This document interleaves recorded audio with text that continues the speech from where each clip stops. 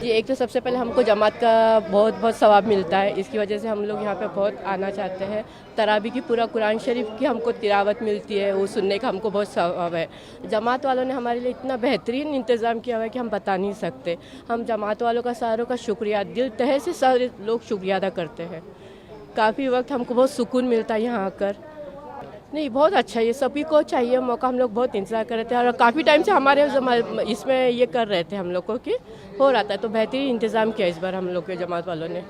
ऐसा नहीं है कि नहीं था हम लोग को इंतज़ाम, पहले से ही हम लोग को आने की इजाज़त थी मस्जिद में, मगर हमारी मसरूफियात की वजह से हम आ नहीं सके। इंशाल्लाह रमज़ान से हमने अच्छी शुरुआत की है। अल्हम्दुलिल्लाह हमारे जो भी जमात वाले हैं उन्होंने बहुत अच्छा इंतज़ाम किया है हमारे लिए। पर्दे का बड़ा एहतराम है, हर चीज़ की फ़ैसिलिटी हमारे लिए रखी है अल्हम्दुलिल्लाह।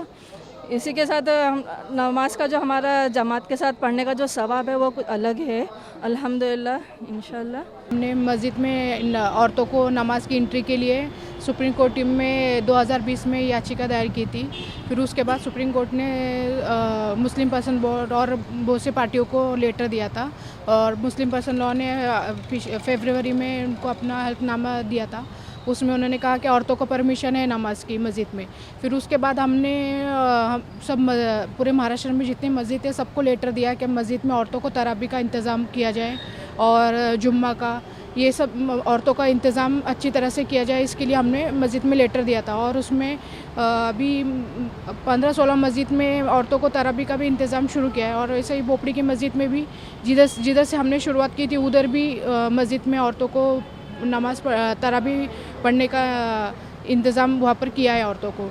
अभी तो बहुत ज़्यादा खुशी हो रही है कि वो मस्जिद में हमको जाने की परमिशन मिल गई और जो रमज़ान में जो तरावी पढ़ाते हैं उसमें पूरा कुरान होता है, वो बाय जमात हमको पढ़ने का ये मौका मिला। इस साल से शुरुआत किया उन्होंने अभी, तो हम उसके लिए बहुत खुशी है। कम से कम 30 से 40 औरतें आ रही है नमाज के लिए, तो और हमारा ये है कि और इससे ज़्यादा और आए मस्जिद में औरतें इंशाल्लाह। मेरे को ऐसा शुरुआत है, अभी तक पूरा तो हुआ नहीं है, अभी तो बहुत सी औरतें आना बाकी है। अभी तो सिर्फ 30-40 है, इतने से थोड़ी होगा, अभी और ज़्यादा से ज़्यादा आना चाहिए मस्जिद में। मुस्लिम पर्सनल लॉ बोर्ड ने जब उनकी फरवरी महीने में उन्होंने सुप्रीम कोर्ट में अपना एफिडेविट दाखिल किया। एफिडेविट में उन्होंने कहा कि मुस्लिम महिलाओं को हम लोग मस्जिद में आने की परमिशन देते और इस्लाम के अंदर ये कोई अलाउड ऐसा लिखा नहीं है और इस्लाम की तरफ से और हम अपने एफिडेविट के अंदर ये मुस्लिम महिलाओं को परमिशन देते। ये उनका बहुत ऐतिहासिक फैसला था। ऐतिहासिक फैसले होने के बाद जब उन्होंने ये एफिडेविट दाखिल किया, उसके बाद हमने सारे मस्जिदों को, जितने महाराष्ट्र में सारे मस्जिद है, लगभग हमने 300 से 400 लेटर हमने लिखे सारे मस्जिदों को, मुंबई, पुणे की और दीगर सिटी के मस्जिदों को, और उसमें हमने लोगों से अपील की कि देखो अभी मुस्लिम पर्सनल लॉ बोर्ड ने भी अभी परमिशन ग्रांटेड किया हुआ है और हम चाहते हैं कि मुस्लिम पर्सनल लॉ बोर्ड की जो उन्होंने एफिडेविट दिया है वो बात को मद्देनज़र रखते हुए अभी औरतों के लिए मस्जिद के दरवाजे खोले जाए। इस तरीके से हमने एक लेटर की अपील की और उसके जल्द रमज़ान महीना आ रहा था, तो हमने उस लेटर में ये भी अपील की कि रमज़ान के महीने में एक विशेष नमाज होती है जिसको तरावी कहते हैं, जो रात के वक्त पढ़ी जाती है, और वो तरावी के नमाज में पूरा महीना भर कुरान पढ़ाया जाता है।